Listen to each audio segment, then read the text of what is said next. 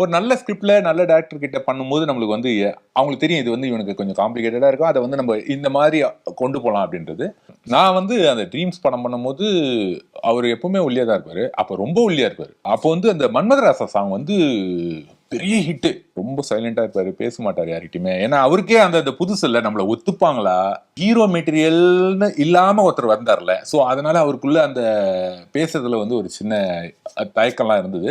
எனக்கு தெரிஞ்சு செல்வராகவன் வந்து அவருடைய கேரியர்ல வந்து மிகப்பெரிய ஒரு ஒரு அவர் தான் மாத்தினாரு டர்னிங் பாயிண்ட். துள்ளுவத இளமை, காதல் கொண்டேன், புதுப்பேட்டை, ஒண்ணுமே இல்லாத ஒரு சப்ப எவ்வளவு பெரிய ஆளா வளர்ந்து நிக்கிறான் அப்படின்றது தான் அவரோட லைஃப் கேரியர்ல. அது வந்து அந்த சப்போர்ட் வந்து இன்ட்ரெஸ்டிங்கா இருந்தது. படிப்புல தான்டா நான் ஸ்ட்ராங்கு, படிப்புல அப்படின்ற மாதிரி.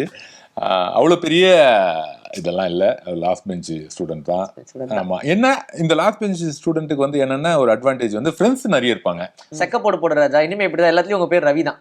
ஆமா ரவி நம்ம ஓகே கரெக்ட். இது வந்து இண்டஸ்ட்ரியில இருக்கிறவங்களுக்கே வந்து இவர் பேர் ரவி தான். என்கிட்ட நிறைய டைரக்டர்ஸ் வந்து ஷூட்டிங் ஸ்பாட்லயே ஒர்க் பண்ணிட்டு இருப்போம். ரவி அப்புறம் சார் ரவி இல்ல சார் நான் ஆரியன் அப்படின்னு இருப்பீங்களா? சில பேர் நான் விட்டுறது, சரி ஓகே, அவங்க மைண்ட் செட் எதுக்கு போய் ரொம்ப சேஞ்ச் பண்ணிட்டு ரவி உங்க லெஃப்ட் வாங்க ரவி அப்படின்னு ரொம்ப கான்ஃபிடண்டா சொல்லுவாங்க அந்த பேரை. சரி, அவங்களுக்கு அந்த நேம் வந்து செட் ஆயிருக்கு, ஓகே. அப்படியே நிஜமாவே ரவி பக்கத்துல இருந்தாருன்னா சார் உங்க ரவி இல்ல சார் இது ஏன் ரவி சார் நான் திரும்புறேன் சார் அப்படின்ற மாதிரி இருக்கும். பட் இண்டஸ்ட்ரி ஃபுல் ஃபிளெஜ்டா ஓடிட்டே இருக்கு இல்லையா, டிரான்ஸ்ஃபர்மேஷன். இந்த டிகேடா பார்த்தோம்னா எக்கச்சக்கமான டிரான்ஸ்ஃபர்மேஷன் வந்துட்டே இருக்கும். ஆனா அதுக்கேற்ற மாதிரி நம்மளும் அப்டேட் ஆயிட்டே இருக்கணும் இல்லையா. அப்படியே வரிசையா வரக்கூடிய படங்கள், நீங்க காமெடி படங்கள் நிறைய பண்றீங்க. இப்ப ரீசெண்டா அகிலன் படத்துல கூட சூப்பரான ஒரு கேரக்டர். பட் அந்த கேரக்டர் அடாப்டேஷன் எப்படி இருக்கு உங்களுக்கு? காம்ப்ளிகேட்டடா இருக்கா? காமெடி படத்துல நடிச்சு தப்புன்னு ஒரு வில்லன் அந்த மாதிரிலாம் இல்ல, அது வந்து அந்த ஸ்கிரிப்ட், அந்த டைரக்டர் அவங்க எப்படி நம்மளை ஹேண்டில் பண்றாங்கிறத வச்சுதான் அதை வந்து காம்ப்ளிகேட்டடாவோ ரொம்ப ஸ்மூத்தாவோ இருக்கிறது. ஒரு நல்ல ஸ்கிரிப்ட்ல நல்ல டேரக்டர் கிட்ட பண்ணும்போது நம்மளுக்கு வந்து அவங்களுக்கு தெரியும் இது வந்து இவனுக்கு கொஞ்சம் காம்ப்ளிகேட்டடா இருக்கும், அதை வந்து நம்ம இந்த மாதிரி கொண்டு போகலாம் அப்படின்றது. ஸோ அந்த மாதிரி எனக்கு இது வரைக்கும் எதுவும் இல்லை, எல்லாத்துக்கும் அடாப்ட் ஆகி அப்படியே டிராவல் தான் பண்ணிட்டு இருக்கோம். ஏன்னா அந்த டிராவல்ல பார்க்கும்போது தனுஷ் சார் வந்து நம்ம கண்டிப்பா சொல்லலாம். ஏன்னா ட்ரீம்ஸ் படம், அதுக்கப்புறம் நீங்க பரட்டை என்கிற அழகு சுந்தரம் பண்ணீங்க. அண்ட் அவருடைய கெரியர்னு பார்த்தோம்னா அப்படிதான் அப்படியே சுல்லாண்டா அப்படின்னு ஆரம்பிச்சு இப்ப அவருக்குன்னு ஒரு மிகப்பெரிய மார்க்கெட்டே உருவாக்கி வச்சிருக்காரு இல்லையா.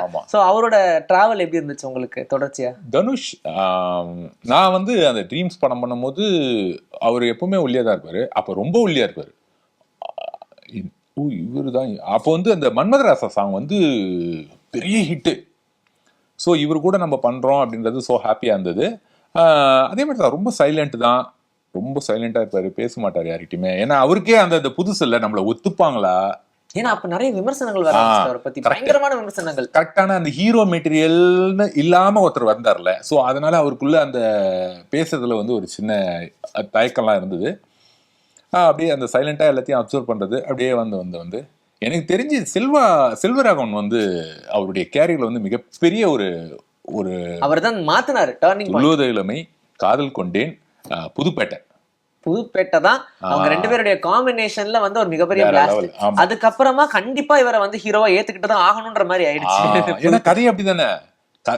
அந்த புதுப்பேட்டை கதையிலேயே ஒண்ணுமே இல்லாத ஒரு சப்ப எவ்வளவு பெரிய ஆளா வளர்ந்து நிக்கிறான் அப்படின்றது தான் அவரோட லைஃப் கேரியர்ல. அது வந்து அந்த சப்போர்ட் வந்து இன்ட்ரெஸ்டிங்கா இருந்தது. எந்த அளவுக்குன்னா உங்களுக்கு எப்படி வந்து பாண்ட்ரா ரவின்ற ஒரு பேர், அவர் கொக்கி குமார்ன்ற பேர் இருந்துச்சு. அந்த ஒரு டைம்ல வந்து மாத்தவே முடியாத மாதிரி ஒரு மிகப்பெரிய ஒரு பிரேக் த்ரூவா இருந்துச்சு அவருக்கு அந்த படம். கரெக்ட். தனுஷ்னாலே நம்மளுக்கு வந்து இந்த புதுப்பேட்டை தவிர்க்கவே முடியாத ஒரு படமா இருக்கு அந்த கொக்கி குமார் அப்படின்ற ஒரு கேரக்டர்.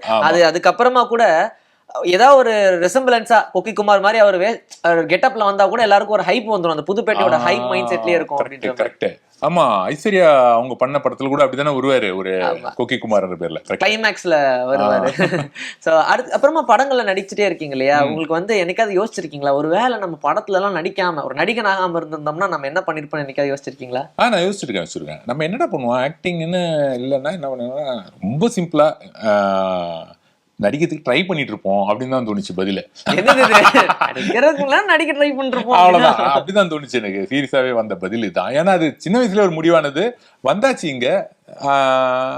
அதனால நான் அப்படின்னா இல்ல, நான் என்ன நினைச்சேன்னா நான் டாக்டர் ஆயிருப்பேன், இன்ஜினியர் ஆயிருப்பேன், அந்த மாதிரி ஏதாவது.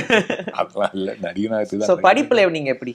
படிப்புல வந்து நான் அப்படி ஸ்ட்ராங் எல்லாம் சொல்ல முடியாது, ரொம்ப வீக்கான ஒரு அடிதடியில தான்டா ஸ்ட்ராங், படிப்புல நான் இப்படி சொல்லலாம். நடிப்புல தான்டா நான் ஸ்ட்ராங், படிப்புல அப்படின்ற மாதிரி. அவ்வளவு பெரிய இதெல்லாம் இல்ல, லாஸ்ட் பெஞ்ச் ஸ்டூடெண்ட் தான்.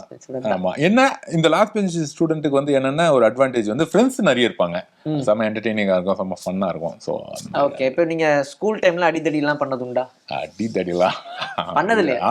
அடிதடிலாம் பண்ணதில்ல. Usually- அடி ஒன்னா வாங்கியிருக்கேன். வாங்கிருக்கீங்களா? என்னங்க படத்துல எல்லாம் போட்டு பொளக்குறீங்க, சரி ஹீரோ உங்களை அடிக்கிறாரு நாங்க ஏத்துக்கிறோம், நீங்களும் ஹீரோ அடிக்கிறீங்க ஏத்துக்கிறோமே, ரியல் லைஃப்ல எல்லாம் அப்படி இருந்தது இல்லையா? சரி யாரையும் அப்படியெல்லாம் வந்து ஸ்கூல் படிக்கும் போதெல்லாம் நான் அந்த மாதிரிலாம் இல்ல, எல்லாருக்கும் இருக்கிற மாதிரி தானே. சின்ன வயசுலயே சினிமாவில் காட்டுற மாதிரி நான் பான் பராகிற வீடான்ற மாதிரியா இருப்போம். அப்படி இருக்க மாட்டோம், பட் இருந்தாலும் சண்டைக்கு அந்த மாதிரி எல்லாம் போகிற ஆளு இல்ல ஜாலியா தான், எல்லாருமே வந்து ஜாலியா அப்ரோச் பண்றது அந்த மாதிரி தான் இருக்கும். ஓகே.